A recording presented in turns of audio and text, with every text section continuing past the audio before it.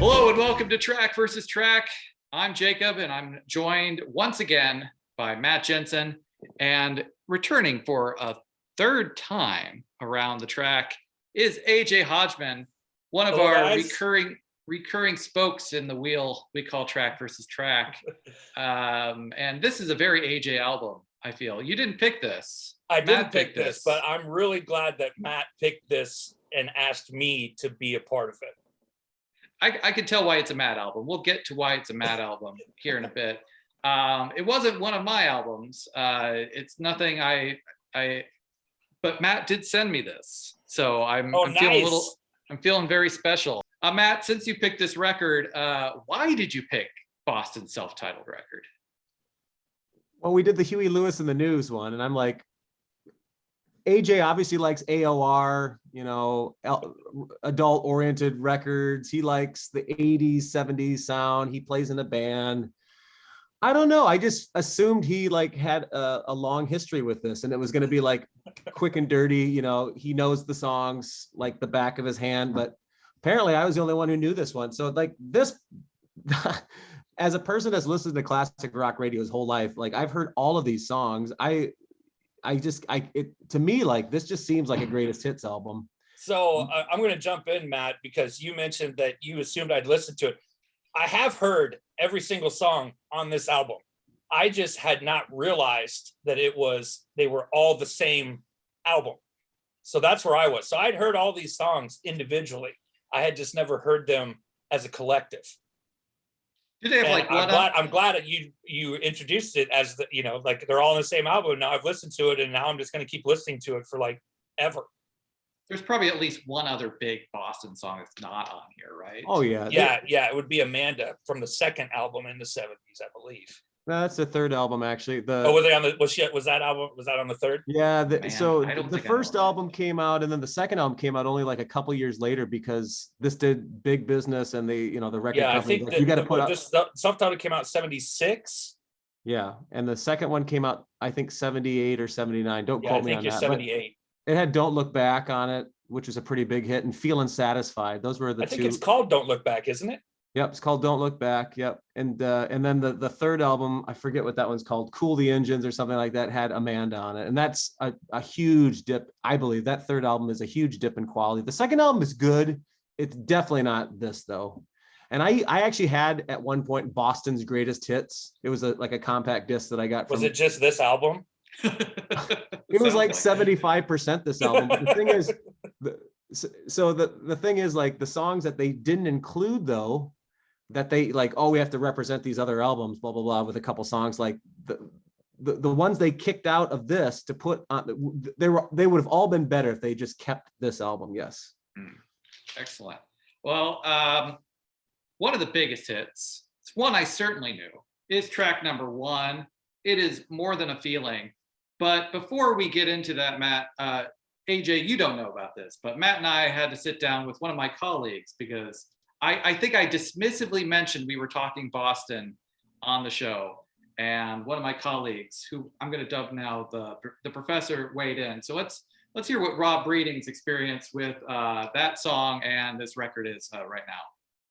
All right, so we're joined by my colleague, Rob Breeding, who I'm going to dub here the professor, because I mentioned to Rob that we were talking about this album, and maybe I rolled my eyes or something. Something got you thinking that to eventually be like, hey, I want to be on your show and talk about that album, or specifically More Than a Feeling, correct? Yes, and what the conversation you and I were having was about pop music and the distinction between pop music that is just empty, deep fried Twinkie kind of nonsense that makes you feel a little icky after you're done listening to it, and pop music that is really great stuff. It's not intellectually complicated, but it's great music. It's well thought out. It doesn't insult your intelligence. And I think, a great pop song that does that is something that I really admire, and I've learned to admire that more as I've gotten older and more reflective about this kind of thing. And More Than a Feeling is a great example of that. It's a great power pop tune that does a lot of really interesting things musically and lyrically, and I really admire it now. This is one of those songs that was everywhere. It went number 5 on the Billboard Top 100 chart, so it was all over AM radio as well as the FM stations.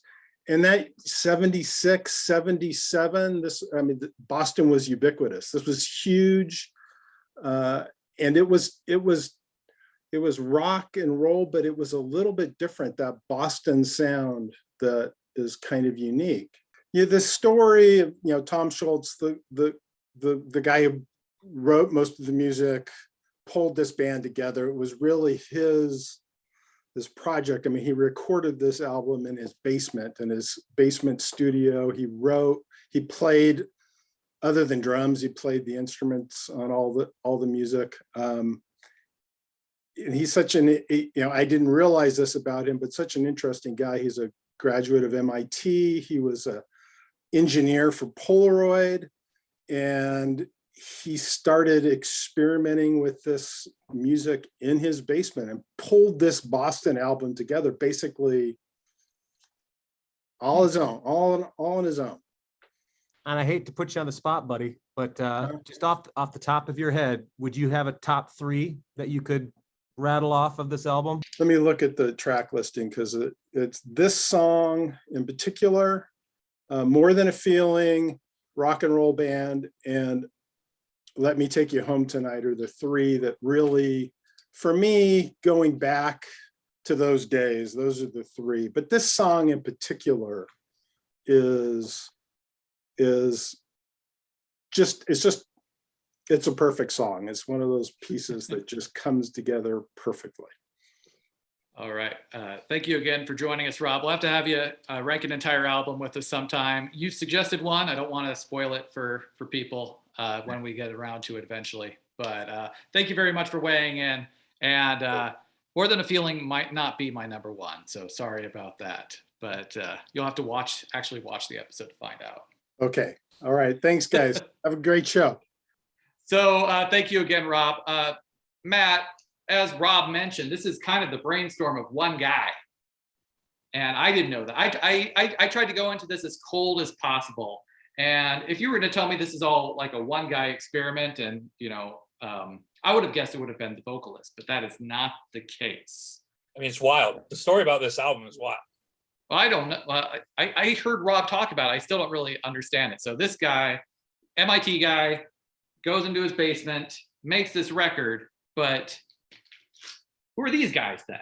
Is this the main guy? That's the main guy. That's the same. Tom Scholes, yeah. Tom Scholes is the main guy, and the guy that you're looking at, the guy in the middle is Sib, and so Tom is going to be. This guy looks like the kind of guy who spends time in his basement. This is the guy who did it, and long-haired guy. He looks cool. That guy. He looks cool. Barry comes in and does some guitar work on a couple of the songs, but other than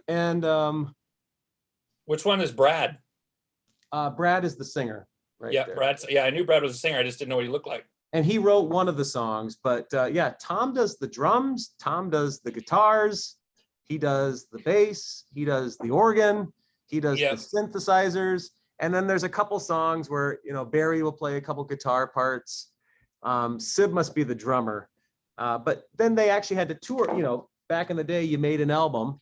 Yeah, In this case, Tom made the album, right, and brought in Brad to do all the Brad did all the vocals, and then they toured it, right. So that was the band that essentially reproduced on stage what Tom had done in his basement studio.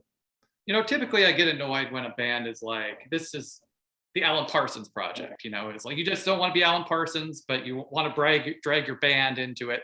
Huey Lewis in the News, he's the front man, he's with the News. Tom Scholes apparently has no ego, just goes with Boston. When he could have clearly, it sounds like been like Tom Scholes' Spaceship Experience or something equally lame. by the way, I came into this and I was a little eye rolling, and part of it is I just have a bias against bands that name themselves after cities. Like I don't care for Chicago. I wrote off Boston, Kansas. Asia's not a city, but also a place. I bundle them all together in the Jacob No Likey category.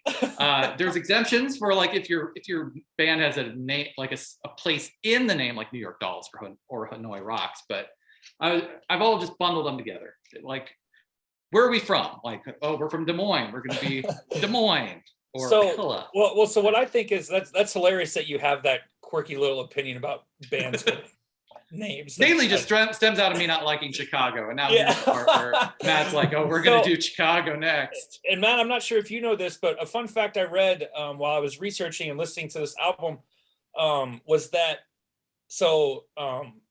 they brought in this producer guy because initially the record label Epic Records didn't want to pick this album up. Nobody really wanted to touch this album because they'd made demos. I think like Tom made demos or whatever, and he shopped it around and nobody was interested. And then finally somebody got interested, but they wanted him to come record the album out on the West Coast. And Tom didn't want anything to do with that. He just wanted to use his basement and stay in Boston. And so he hired this producer guy to like play interference in between him and the label. So ultimately the label was under the impression that they were on the West Coast recording this album while they were recording it, but they weren't. They were in Boston in the basement recording this album, and that this was the result. And it's basically a recreation of all the demos that Tom was shopping around. Cool. Well, I pitched to the first album or the first track, and then we got way sidelined. I think everyone knows More Than a Feeling. We got a little history. I have to go. Yeah, it's true. We need some context. More Than a Feeling. I think even if you're playing dumb like me, I'm like, oh, I don't know any Boston songs. You know, More Than a Feeling. Like it is one of the most present songs in the past. The minute you hear the first opening notes, you know exactly what song it is. What's cool about how it opens too, it like fades in. Yeah, it's like I've always thought that was like, oh, the DJ screwing up or something. Like it's just getting slow on the pot. It's kind of like you're being brought into a moment, right? Yeah. But you know, it's not so unique though, because I think of like song number 6, Hitch a Ride, and song number 7, Something About You, have kind of a similar getting into the song moment too. And maybe that's just the sound that Tom was going for. Just you're being brought into these moments that are already happening, and we're fading you into them. Mm-hmm. More Than Feeling is a pretty great song though. Like trying to put away all the being sick of it. If it is a song you can be sick of, I'm not really sure. It's got that iconic, you know, like we said, fades in, has that noodling, iconic noodling. Then he closes his eyes and it just goes epic. There's a lot going on. It's a great song. It's a great way to start the album. Crunchy guitars, hand claps. I like it. It's in my top 3. I'd feel disingenuous if it wasn't. I already revealed it wasn't my number 1 in that conversation with Rob, but where is it ranking for you two? Not in my top 3. Really? And I'm not burnt out by it. So all of these songs you can hear, at least in North Iowa, on classic radio. I would bet $100 that in a 24-hour period on our local classic rock radio station, you'll hear at least 2 or 3 of these songs. I mean, I've heard all 8 of them at different points. So to say that I'm not picking as my top 3 is not necessarily being contrarian, because all 8 of these songs are essentially classic rock radio staples. Only 2 of them were singles though. Only 2 actual singles off this album, More Than a Feeling being one, and the other being Long Time. But I'm not a big ballad guy. This album, even though, yes, it has that energy going to the chorus, it is a ballad. I think there are 4 ballads. So out of the 8 songs, I think there's half the songs are ballads. And so I'm not a huge ballad guy. I love Brad Delp's voice in this. You know, if you've ever tried to sing this song in karaoke, good frickin' luck. You probably failed. Yeah, you probably failed. You might get that high note the first time, but 3-4 minute song, no, you're not going to get it again. I've attempted that. I've made a damn fool out of myself too. I don't know. I like other songs better than this. It's not Fair my enough. least favorite, but it's so the only knock against it is it's a ballad, and I'm not a big ballad guy. And one of the ballads is going to make my top 3, and I can't pick more than 2 ballads to make my top 3. And this is not my favorite of the slower songs. So I've got this one at number. Gosh, this sounds terrible. I've got it at number 6. Well, it's only 8 tracks, but wow. Well, I'm going Wow. to sound even worse than you, Matt, because I have this all the way at the bottom. Oh no! And You that's two are not- monsters. And that's not because You are it's a bad monsters. song. I don't think it's a bad song. I'm not tired of this song. I love this song. This album is just full of so much other good stuff that Oh, More Than a Oh, Feeling is guys. definitely not the best. It's not. guys. So that's Okay. why it's down all the way at the bottom of my list. It's not a knock against the song. I love it. I love all of these songs. I just want to get that out there right now. I love all of these songs. So more than I thought I did. I loved all these songs more than I thought I did. And so it's at number 8 for me. Heck All yeah, right, man. moving on the track. I know, probably Track threw you a 2. curveball with that one. You guys all probably thought I was gonna go number 1 on that one. I thought did. AJ I was, thought you were I totally did. I gonna thought. go I'm not gonna lie. If you had me down to a lie detector, I'd be like, yeah, AJ's gonna go with the singles. So who wants to talk about peace of mind before I put myself on a limb? There, Matt. I'll start. Not my top 3 either. Okay. But at one point, this was my absolute favorite song. I listened the hell out of this song. I couldn't wait for More Than a Feeling to get over to get into Peace of Mind. You got that acoustic strumming at the beginning, and then that guitar comes in. I love the tambourine that's going on throughout. The harmonies throughout the song are fantastic. I just don't think it's, and then there's that guitar like breakdown in the middle where it's like almost like 2 guitars going back and forth, like I can do anything, you can do better. And the other guy, well, it's all Tom Scholz. It's all Tom Scholz, but he's just trying to like outdo himself, like take turns soloing. Which is awesome. I love this song. And as a matter of fact, you guys probably played those Guitar Hero games like in, 10 years ago, right? 15 years ago, or however long it was, that you could get that song as like a 99-cent download for Guitar Hero 3. So it wasn't on the game, but you could get it as a download. And I played the hell out of it. I loved it. I think for me, that's why it's not in my top 3. It's just got the fatigue, the burnout. You It burn was my yourself out. favorite. I have it at number 4. But this album is just so strong. I feel terrible putting it there.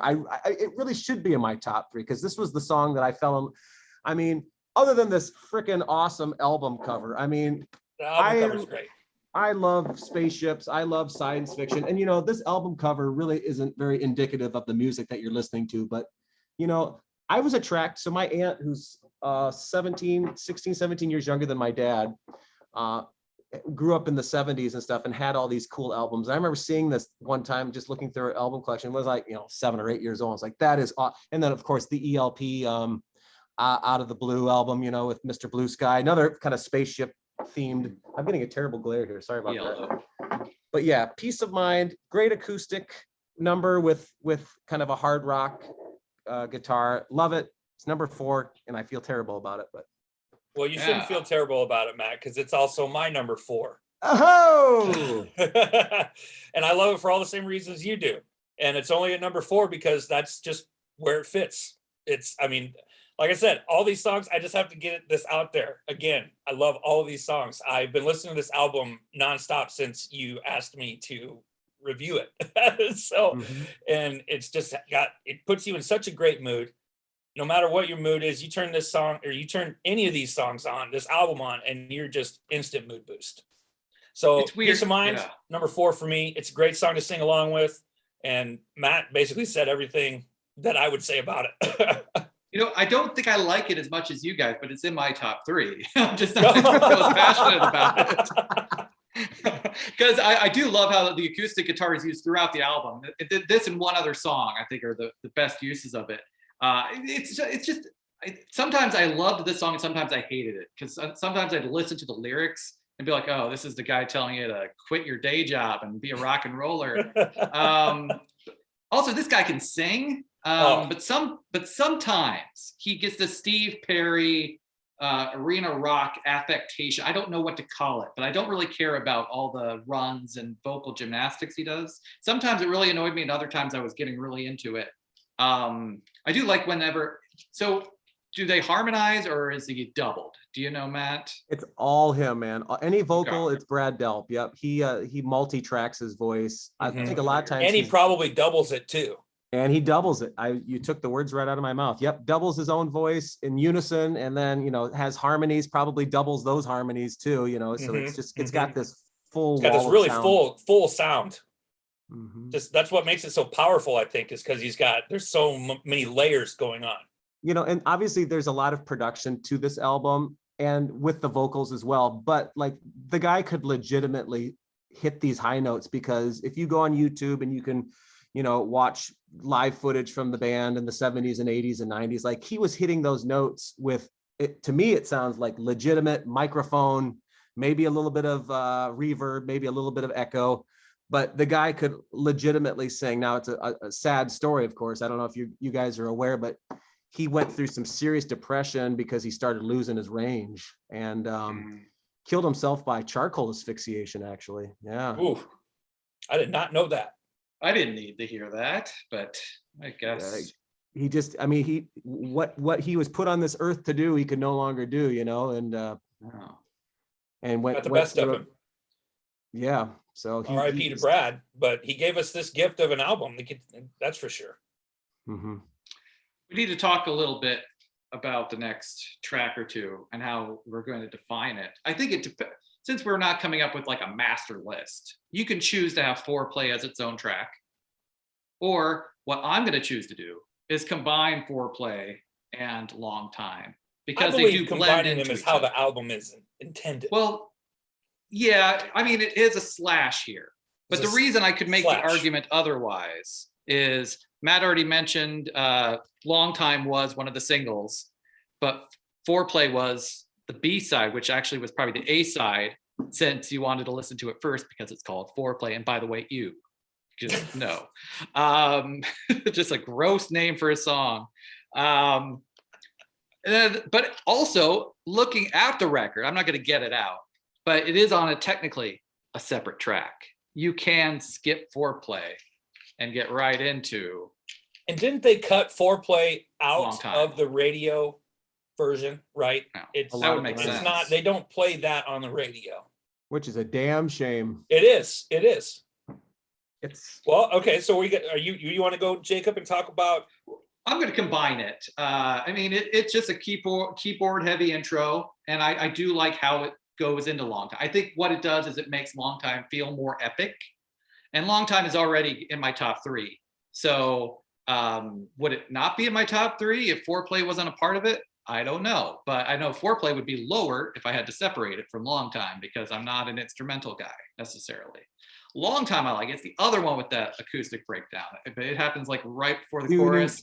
Yep. Yeah. Well, I I've love taken it. my time, just moving on. I think that is like the perfect setup to the punch of that chorus. How Also can you has not hand sing claps. along with that? Yeah. And there's also lots of crazy guitar.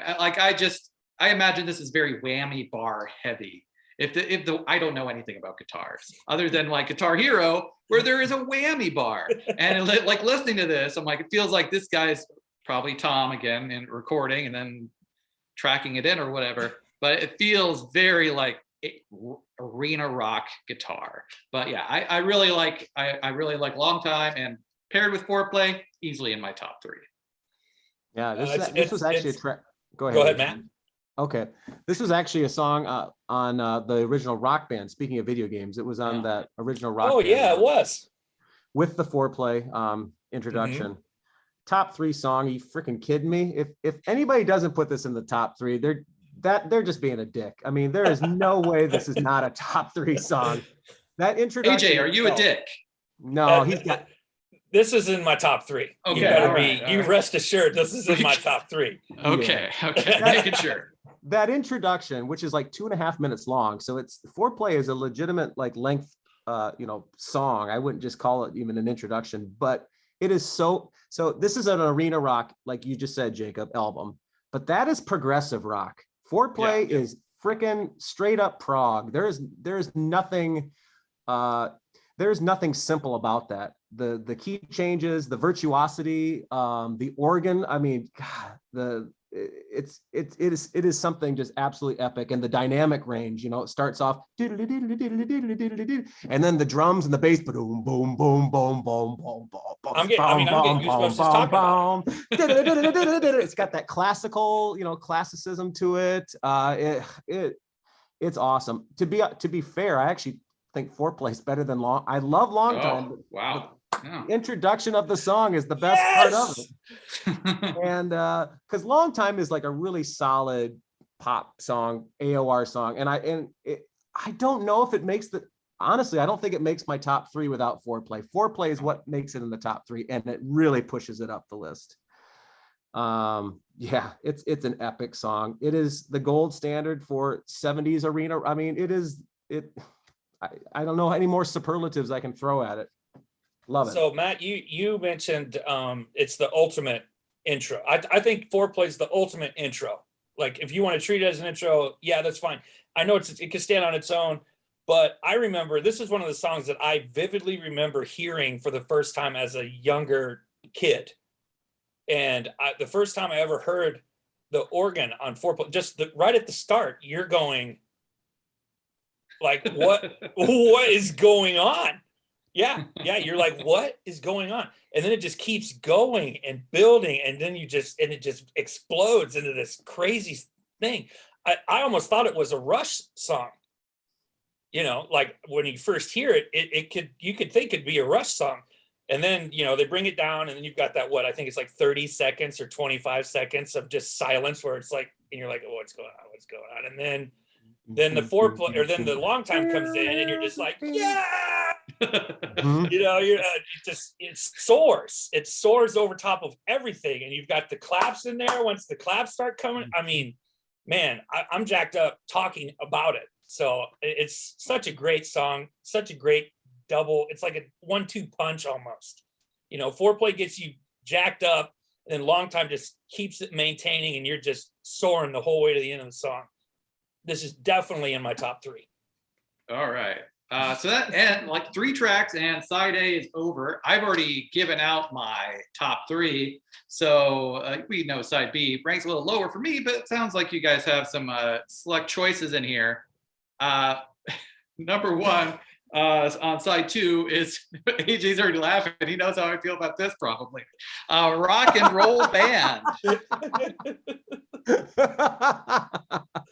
I knew it was coming. I'm glad you're the guest for this, AJ, because the first note I have for Rock and Roll Band is that it is a clear violation of the Huey rule, because it's a song about how great it is.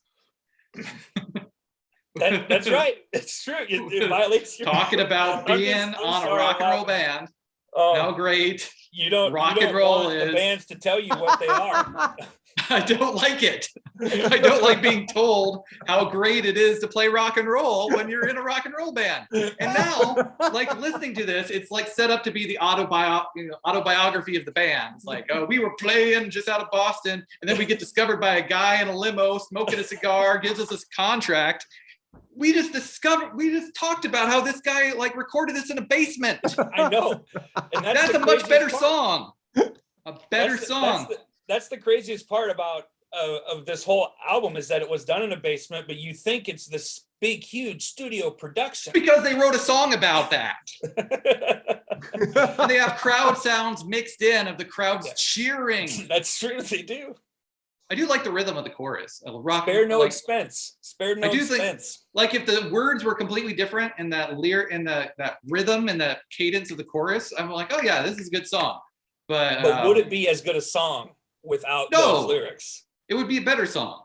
But it's still not my bottom. It's my number 7. Rock and Roll Band. Tell me how it's in your top 3, AJ. The exact opposite approach of Jacob. This is my top 3, because this is for me, when you start this song, it's like, let's get in the car and let's go. Let's drive and let's crank this tune up. And that's sometimes that's all you need to do, is just get in a car, go driving, and crank the song up. And There are that's 7 what other I do. tracks on here you can do that to. Well, listen, I do it to, hey, I won't lie, I do it to a whole album. I do it to a whole Yeah. album. Just crank the whole thing up. Yeah, But that's rock, fine. rock and roll band, you know, and it's probably just because of my experience playing in and out of bands. I know what it's like to do that. So the lyrics to me are relatable. And also it's just a super rockin' jam that you just want to crank up. So for me, it's in my top 3. All right, Matt. All right, the I've difference said it here. already. I'll say it again. And I love every song on this album, okay? But I feel like right now I've got an angel and a devil on my shoulder here.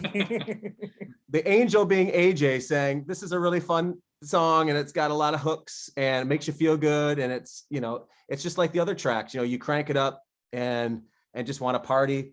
And on the other hand, I got Jacob, the devil on my shoulder here, saying it's really lame to be singing about being a rock and roll band and the fake crowd noise. And generally, I feel like I am with AJ on a lot of these points, but AJ, I'm sorry, man. Number 8 for me. Number 8 for me. Number 8. Oh, Yeah, it's my least favorite. I think some of it has to do with where it is on the album. Now, it's hard to top Foreplay Long Time, right? We've all put it in our top 3. I feel like though, you know, and maybe it's just the nature of the times that this was released. It was on a vinyl record, and there may not have been extra room on side A. But I feel like if they put that at the after Foreplay Long Time, and it was kind of like the Her Majesty at the end of, you know, Abbey Road, you know, just a little ditty at the end, because it's the shortest song on the album. I think I would be like, oh, because I needed a breather from Long Time, you know, because Long Time is such a kick-ass song. I need a little bit, just a little piece of candy to kind of satisfy me until I flip the album over. But because it comes before the next song, and it can't hold a candle to it, I just, in my opinion, I just feel like it's not the cracker of a side 2 opener that I'd like, and the cheesy clapping in there. Yeah, it's, I don't know. I don't hate it. I like it a lot, but it's a long ways below number 7 for me. It's definitely my least favorite. And I asked a friend of mine at the bar actually the other day, and she said that because I told her about this exercise, and she's watched our show, and I said, you know, give me your top 3 favorite songs off of Boston. She knows the album forwards and backwards, and she put Rock and Roll Band as her number 1 too. So I started having to think about, am I not hearing something here? And I listened to it a few times, and I'm like, I like it. I just don't like it as much as the other 7. So. Way to be rational. I disappointed, don't have Matt. a rule for what happens in. Just kidding. So the next track is Smokin, which I don't think I have a rule yet for songs about drugs. I just was assuming I was going to apply your other rules to this. Bands talking about what they're doing. Well, because I think there are good songs about doing drugs, and I think there are bad songs about doing drugs. I don't think I can make a absolute rule about smoking songs, other than this is a pandering one. I feel this is one of those songs about drugs that is just pandering, and they're trying to be JJ Top, JJ their disliked cousin, ZZ Top. I don't know. I mean, just, you know, it's got kind of like a, you know, a good groove to it, but it's all just comes down to smoking, something token. I don't know. It's my number 6. It's not a terrible song, but I find it'll be a little bit pandering about taking you on a ride and, you know, toking and smoking. It's made for people to smoke to, and good on you if you enjoy this for that. But for me, I agree with your points, and I totally understand. You know, like I get it. It's pandering, but it also is another one of those songs that I'm like a broken record, literally, where you just want to crank it up, get in the car, and go driving somewhere, because it's just rocking your face off, really. I mean, when he hits when you hit the chorus of this song, I mean, I think it soars even more than Long Time does. I don't know. I mean, he's just scorching the vocals on this tune. So I don't know, when he hits smoking, smoking, I mean, it's hard to top that. It's good. This is in my top 3. Okay. All right. You came through for me, AJ. I'm sorry about Rock and Roll Band, man. I'm really sorry about it. Yes. Is it your top 3, Matt? Song. Are you kidding me? It has to be. It has to be. It's too good. It's too good not to be. so I'm not even going to talk about the stuff that you guys talked about. I'm not a lyric guy. I've mentioned that on every show that we've done. Sure. I'm not generally a huge boogie. Like, this song is a boogie woogie, It's a boogie, yeah. But what you guys have not brought up, which is the reason why this is a top 3 song, is the amazing Prague's organ solo section. No, in the yes, middle. that was one. I wanted to mention that. Yes, I mean, it's incredible. It's more incredible in my opinion. I think it's more incredible than Foreplay. I actually prefer it over Foreplay. The dynamics. It's a rad organ solo. And then it comes down again too. After that, just crazy organ solo. Doom, doom, down, down, down, down. And all the instrumentation on this song is out of this world good. And the way it just seamless. So how hard is this? So Foreplay, it's the introduction. You can do whatever the hell you want, right? Because you're going from a completely new idea into another song. This is sandwiched in between the song. I mean, that's the B section essentially. And how it so seamlessly goes into it, this super easy boogie woogie into this super complicated 3-minute progressive section. I mean, it's just as long as the Foreplay in long time. And then how seamless it goes back into the song. And I did a little research on this, so I'm not speaking from my rear end here. Brad Delp actually at the end of the song has the highest note he sings in any song is at the end of Smokin. So I'd believe it. One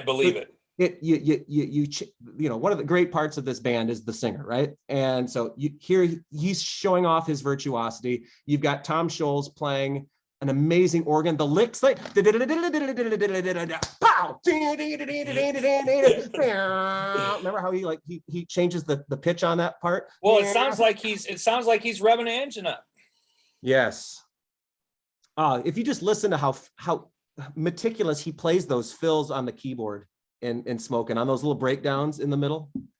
I also love at the end when the last thing we hear, I think Brad say one of the last things he says in the song is "Get down and party," or whatever he says. "Get down tonight," or whatever he says. I don't know what he says. Get down tonight. Whatever he says. Oh, it's so great. Yeah. I didn't hate it. I'm sure there's going to be one lone commenter on our YouTube posting, taking Matt, me to task for not liking you smoking. said this was in your top 3, yes? No, it's in my top 3. It was his 6, I believe. Yes, And okay. this was the B-side to More Than a Feeling. So there's one of those. Jacob and I recently did a kind of a comparison between Please Please Me and Past Masters 1, and that had some B-sides, and there was some times where we mentioned like we actually like the B-side better than the single. And I think for me anyway, the single More Than a Feeling is not as good as Smokin', the B-side. Does anyone want to talk about Hitch A Ride? Hitch A Ride. Hitch A Ride. I'll talk about Hitch A Ride. This one doesn't really catch me as much as the other ones, is what I'll say. I still love this song. It comes into its own toward the middle, I think. And correct me if I'm wrong, Matt, but there's another pretty solid progressive organ solo in this song too. That, I mean, it's worth listening just for that. But this one I have a little bit lower. This one's number 6 for me. That's just because that's where it fit with the rest of my list. I'll listen to this song. I don't really have anything wrong with this song.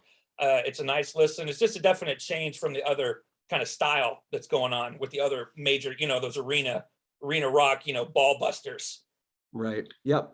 So this song was actually one of my least favorites initially when I first was introduced to this album. And I remember hearing it on the radio at times. I really didn't like, I kind of tuned it out because it starts as the softest song of all the songs.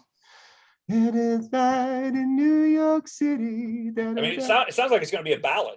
It does, but the last like 2.5 minutes of it is kicking your teeth in, and it's progressive. And so I said earlier about More Than a Feeling, there's like 4 ballads. This is, in my opinion, this is the second of 4. So there's only 2 more tracks. So I kind of think of the last 3 songs as ballads. Maybe the 8th track maybe is not a ballad so much, but I'd lump it in with it. This is the ballad that I'm going to put in the top 3 because of what you said, AJ, the depth of this song, the progression of this song, the stuff at the end. I'm a sucker for organ. That's what I play.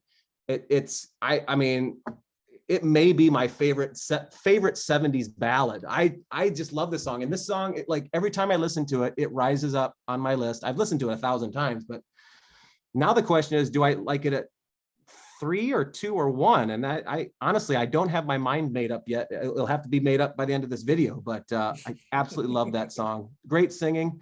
The gonna hitch a ride, the little drumming. It does show off all the his cymbals range in work. terms of style. Yeah. It's yet- all over the place. The style of the song's all over the place. Right. After that 2-minute mark, though, you know, after that, like, second time they go through the chorus, carry me away for the last time. You know what I'm saying? Yep. Oh my God. If that doesn't make your blood boil, you're legally dead, man. That top 3. So I remember talking with you, Matt, off air, like when we were about to record something else about this record and how I was doing. I was like, hi, I need to listen to that second half a lot because I'm forgetting Hitch. And Hitch A Ride is the one that came into my brain when really it's not the most forgettable one. It was just like the one that I could remember the title of. And since then, I've definitely come around on it. I think I like having that variety in the album. It is probably this on the whole still the slowest song on the album. But it also has this kind of 60s druggy feel to it without being literally about smoking and token.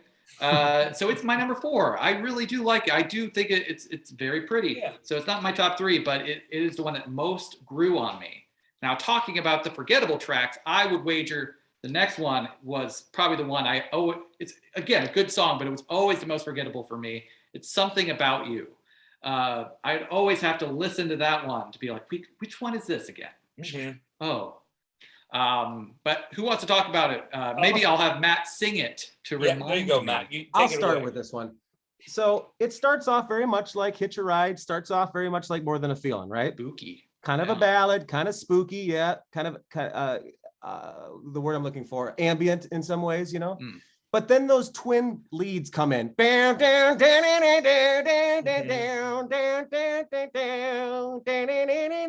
Oh my God, I love this song. I freaking love this song. This is probably the most obscure song on the album, though. You're right.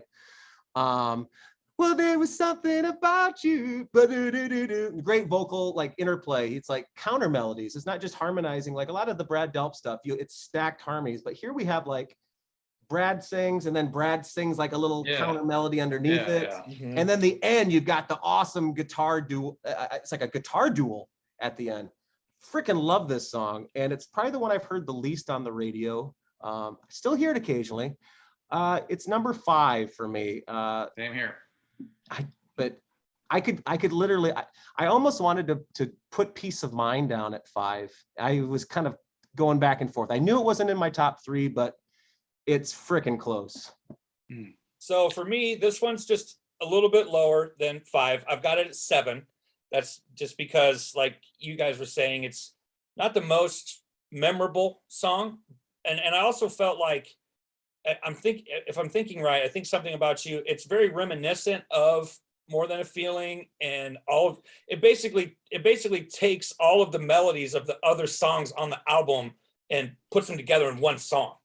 Yeah. And that was something that jumped out to me. And so I feel bad kind of saying this, but I kind of felt like it was lazy, maybe a little trite, you know, like, oh, well, let's just take these chords and reuse them and just do something that's kind of the same, but a little different, you know? So that's kind of why I put it at 7. It's not that it's a bad song by any means. The guitars scream, the vocals scream. I mean, it's great. It's on the same vein as the whole rest of the album.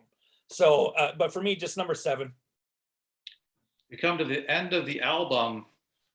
Let Me Take You Home Tonight. This one I'll start with this one. This one actually surprised me because I didn't realize I knew this song until I heard it. Like until I listened to it, I was like, oh yeah, I have heard this song before. And this one, for me, I'll tell you, I've got this at number 5 for me. And that's just because I like this one just a little bit better because I feel like the chorus is a little bit catchier. It's a little more upbeat. And the lyrics for a guy like me, very relatable. It's an everyman kind of song. You're always taking Pretty Mama's Home Tonight. Yeah. It's catchy because it's the same thing over and over. That's why it's catchy. I can't help it. So that's where it sits for me. And I love the chorus. I love the melody of this song and the harmonies. I mean, I love the harmonies on all these tracks, but the harmonies here are really good too. And the progression is nice. It's just pleasant to listen to. It's my number 8, Matt. Well, I gave my number 8 to Rock and Roll, but so it's my number 7. Okay. I was so, it's almost eagerly. And I don't care for the Eagles. That's a good point. That's a good comparison, I would say. And I get that it's pretty and the harmonies are nice, but the lyrics are boring. I don't like when people call their lovers mama or pretty mamas. Pretty mama. And offering her sweet delight. Sweet delight. I do like how forgot that was the lyric. Sweet delight.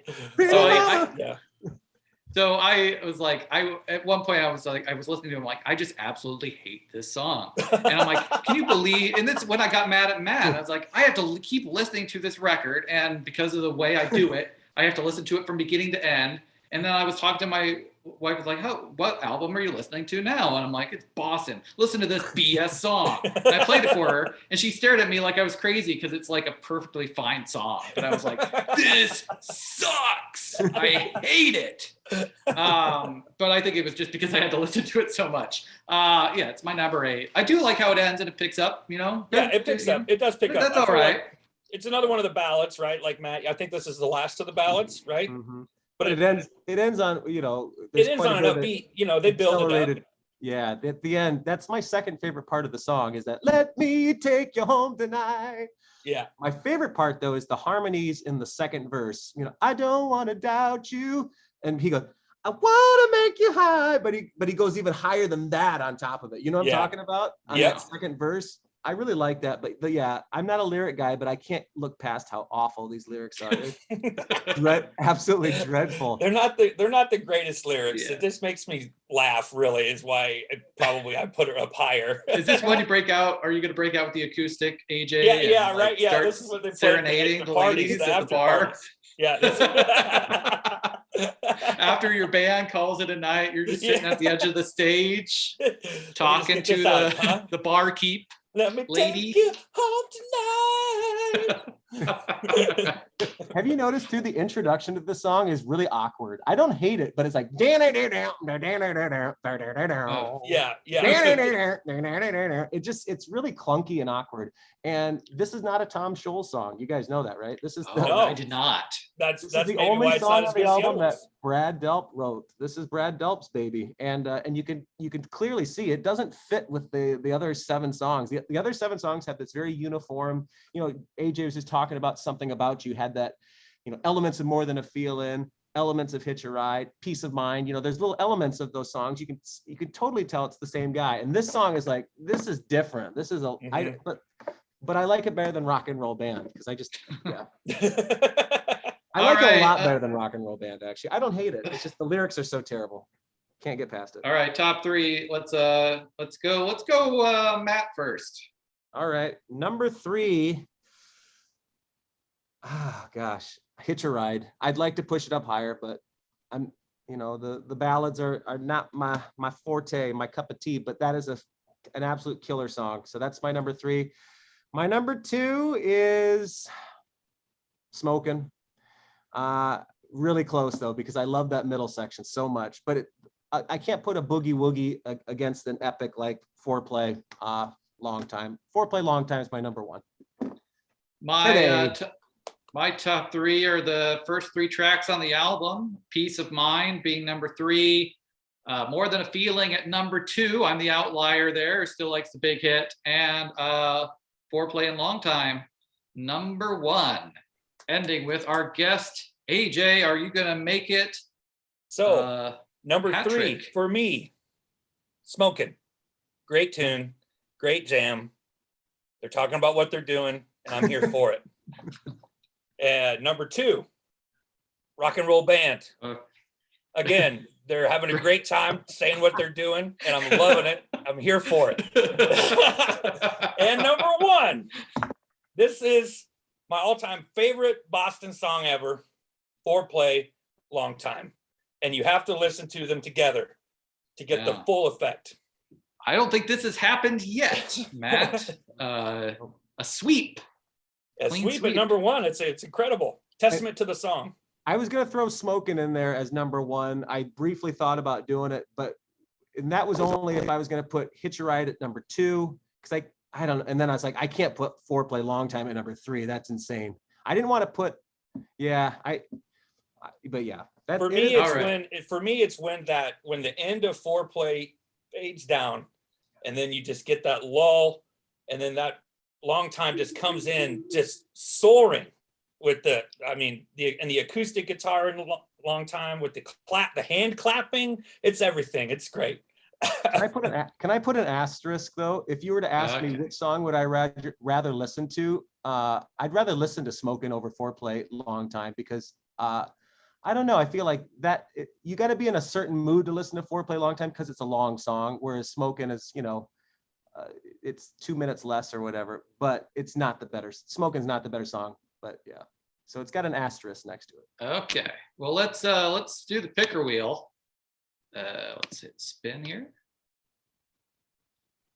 No sponsors. Oh, Belvita is sponsoring it this time. First dance. Okay. That one is, which of these Whoa. tracks, if you had to get married and have as your first dance at your wedding reception, which track from Boston's self-titled album do you dance to? Well, I already know mine, and it's The Rock and Roll Band? yeah, it's Rock and Roll Band. No, actually, it's Smokin'. Yeah. I'm kidding.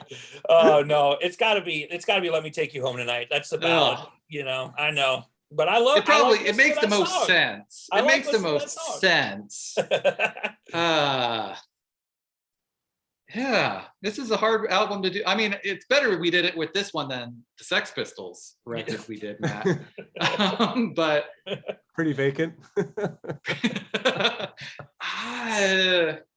Hitch A Ride's pretty. I'm gonna just go with More Than a Feeling. I mean, it's not a great slow dance song, but everyone would know it. And if you're one of those unsentimental people like me, I guess, at our wedding, where we didn't play any of those games. We did have a first dance, but I think I don't know. This is hard. Maybe I get it. Probably has to be Let Me Take You Home Tonight. Ugh. Well, that's the obvious No. choice. I just had to say it because it's the obvious choice. It's the most. I'm gonna go with Hitch A Ride. It'd be a weird one to dance to, but The organ solo. I don't know. All of them have something. What's your answer, Matt? You keep There's something about you, man. That's the song. There's that's a something good one, about too. you. Well, the title sounds like it's a good first dance one. So it's got to be. I think it has to be one of the four. Yeah, you're right. That's good. There's something about More Than a Feeling is too cliche. It's too rocking at that middle section. You know. Yeah. No, something about You mean it. you don't think Foreplay is a romantic That's song not- to dance to your wedding? I mean, it's a little kinky. All right. With All right, ladies and that, gentlemen, the bride and groom are going to have their first dance, and it's Foreplay. yikes. All right. And then- Gonna earn our E for explicit. Thank you, gentlemen. Again, thank you, AJ, for joining us. Thank you, And, guys. This is making always this so a much fun fun. All right. Well, we'll see you next episode. I don't know what we're going to be doing, but it'll be a good one. Oh, Spin Doctors. That was an AJ Oh, request. that's my Just so suggestion. you That's know, my suggestion. So far, AJ's requested the return of Bruno, Bruce Willis's Harmonica Blues album, and Pocket Full of Kryptonite by the Spin Doctors. Classics, I tell you. All right. See you guys.